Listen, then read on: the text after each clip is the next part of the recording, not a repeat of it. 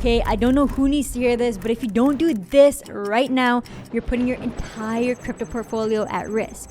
All the hard work you've put into getting positioned will go to waste with zero gains. Pretty crazy for me to say something like that, right? But this really isn't a joke. Let me show you why I'm sounding the alarm. You've probably seen this image before. It maps out how investor emotions shift during a market cycle. What's crazy is this idea was originally created during the 2008 stock market crash before Bitcoin and crypto even existed. Yet these stages describe crypto cycles pretty well. It starts with bearish sentiment, where early investors quietly accumulate. Then as prices rise, the mood shifts from disbelief to hope. And as the bullish run continues, more excitement is created, eventually leading to euphoria. This is when it feels like the uptrend will never end. But we know that it always does. The market peaks, early investors take profits, and prices start to fall. Fear kicks in, triggering more selling, and that spiral continues until we crash back down. And just like that, we go from feeling amazing to all of these terrible emotions. I've gone through this both in 2018 and 2022. It's clear that understanding where we are in the cycle could help us protect our wealth. So where are we exactly? Well, Bitcoin's already climbed up almost 2x over the last year and roughly 8x from the bear market low. Exchange reserves are also shrinking, with crypto quant showing us increasing exchange outflows. What this tells us is BTC holders are moving their balances off of exchanges and into longer term storage like personal wallets, which is a sign that investors aren't looking to sell anytime soon.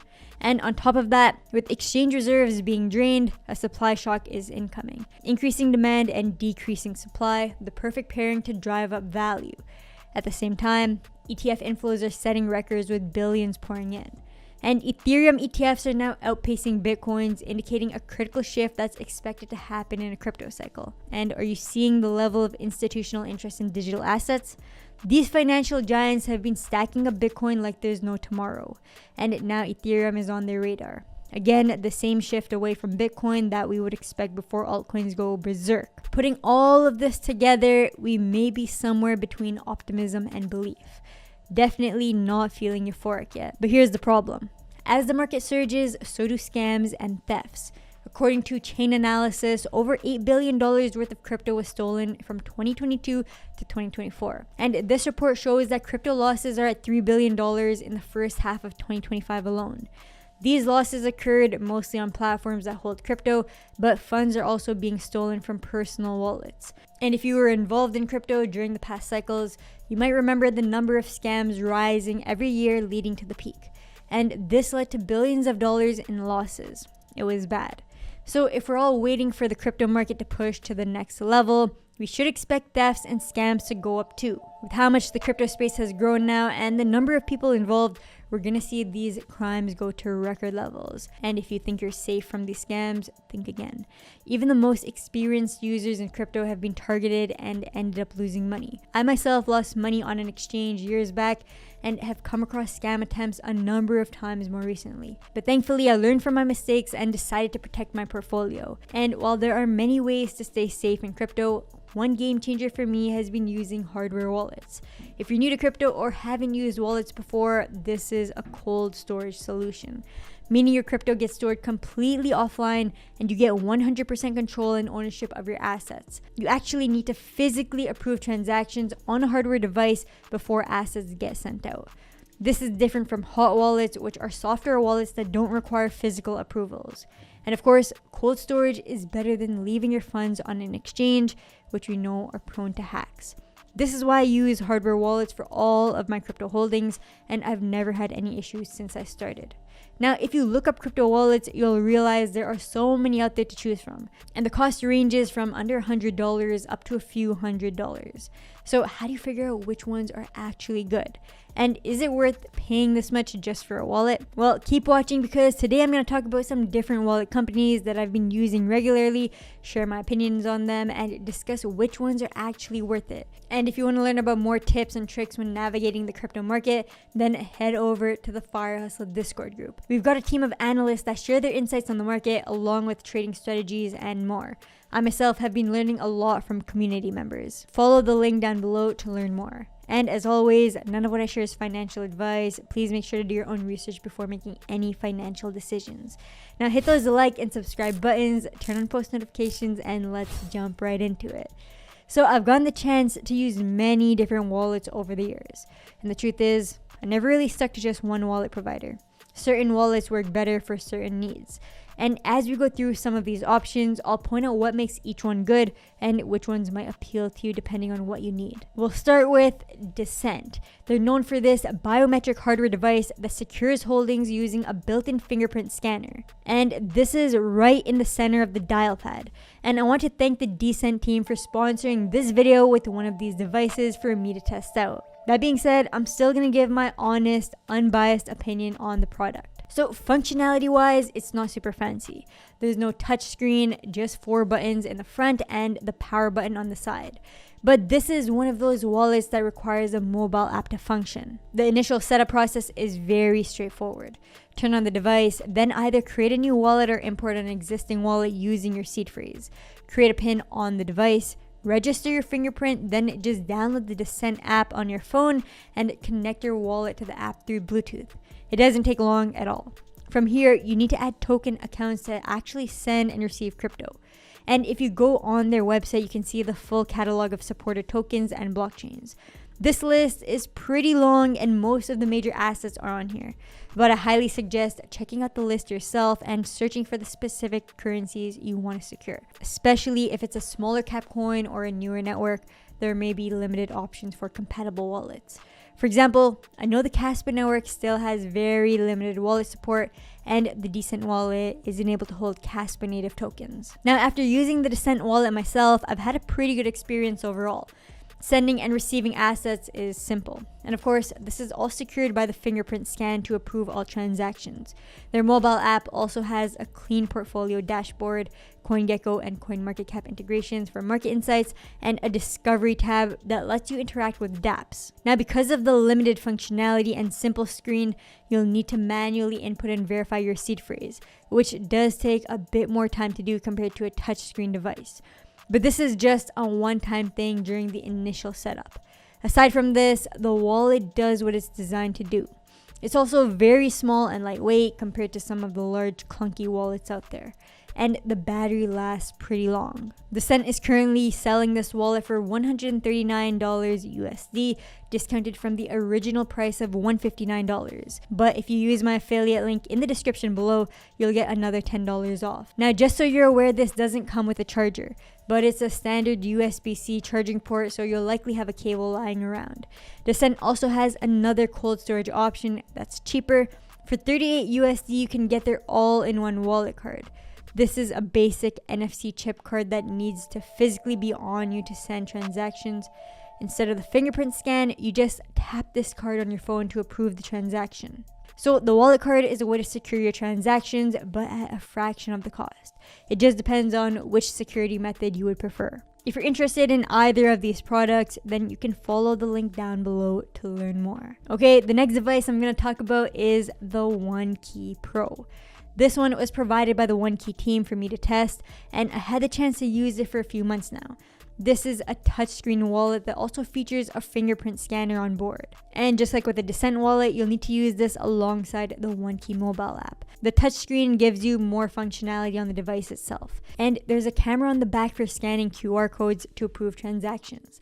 But it's also easier to input your seed phrase on the touchscreen keyboard. There's also the element of being able to visualize all transaction details on a larger screen. How useful that is really depends on your personal preference. The setup process is quick and easy, similar to the Descent wallet. Just follow on-screen instructions on the device to set your PIN, connect the device to their mobile app, and you'll be using your wallet in no time.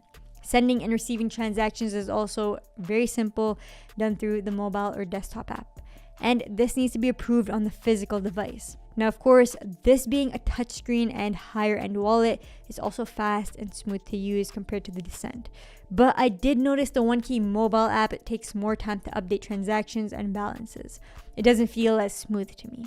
I had to refresh the app a few times before seeing the correct wallet balance. Again, it's good to check which cryptocurrencies are supported on the device before deciding to purchase a wallet, and they have a catalog available on their website. The one drawback with this wallet is the battery life. It makes sense that a touchscreen would drain the battery quicker. But if you're someone that will regularly approve transactions and interact with their holdings, you'll need to charge the device more often.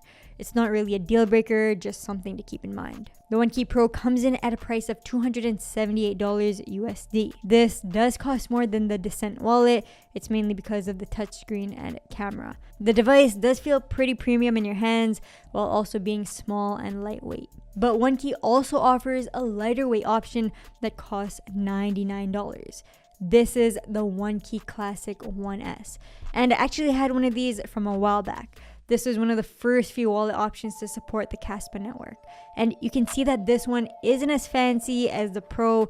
It's more of a simple design. No touchscreen, just a small black and white screen with 4 buttons at the front. Obviously, the battery life on this is a lot better than the Pro. That being said, the security on this device is still rock solid.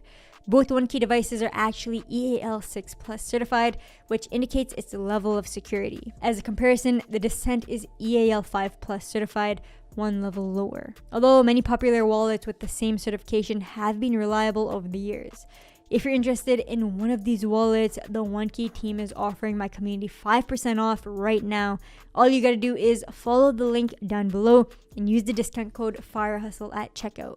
And finally, let's talk about the Ledger. This is probably the most popular crypto wallet company out there.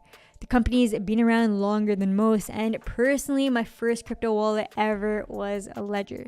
And to this day, my Ledger is still being used regularly with no issues. The two models I've been using are the Nano X and the Nano S Plus. They're both super simple in terms of design, even simpler than the other wallets I discussed already. They're just 2 buttons and a smaller display screen.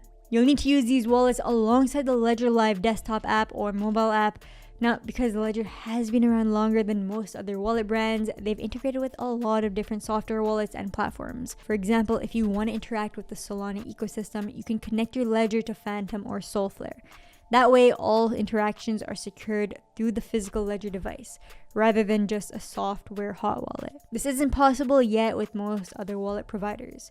The Nano X is currently going for $149 USD, while the Nano S Plus is $79 USD. The main difference between the two is that the Nano X has Bluetooth, so it can be paired with the mobile app. It has its own battery, so it can be used without being plugged in, and it's a bit larger. The Nano S Plus was actually introduced later than the X, so it's a relatively newer model, and it received a higher security rating of EAL6 Plus. Now, one comment about the battery on the Nano X. It's not great. There are many reports of the battery dying very quickly, and eventually it stops turning on without a cable plugged in. That's how mine is right now. Ledger did release newer touchscreen models, which I haven't tested yet, and the cost is a lot higher compared to these models. Again, if you want to check these wallets out, I'll leave a link in the description below. So I would say that all of the wallets I showed you in this video are capable of securing your crypto holdings.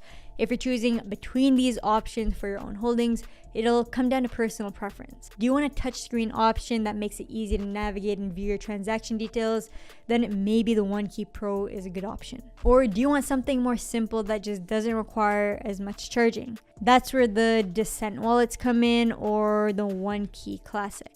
And if you want to stick to something that has more integrations with other softwares and platforms, then the Ledger might be your go-to. Of course, there are many other wallet options out there, and I'm working on a full wallet review video for every wallet I've ever used, so keep an eye out for that. Now, before you make a decision on a wallet, you need to understand something very important.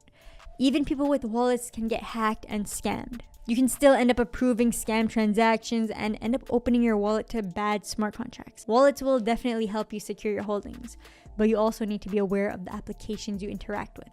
Now, there's a lot to cover for this topic, and if you want a full breakdown of how to stay safe in the crypto space, then leave a comment down below. I can create a step-by-step guide on how to prevent losing your funds. Trust me, this happens more often than you think.